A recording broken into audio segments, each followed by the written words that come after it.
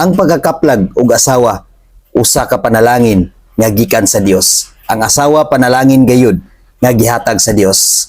To my wife, happy 3rd anniversary kanatong duha. Hinaot nga ang Dios gayud ang maghari sa kanunay sa atong pamilya.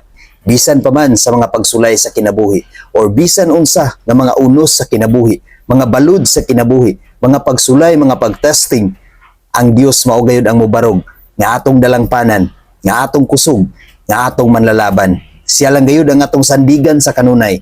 Tungod kay siya ang maghatag kanato og tinuod nga kalig-on, og tinuod nga gugma sa matag usa kanato. Salamat sa imong pagkamaayo nga asawa ug sa imong pagkamaayo nga inahan ni Naya. Ampo og salig lang gyud ta kanunay sa Ginoo, love. Kay dili gayud kita niya pasagdan ug dili gayud kita niya talikdan. Iya kitang ubanan sa kanunay. Busa ato siyang himuon nga pundasyon og sentro sa atong pamilya. I love you, love. Happy 3rd anniversary. God bless to our family.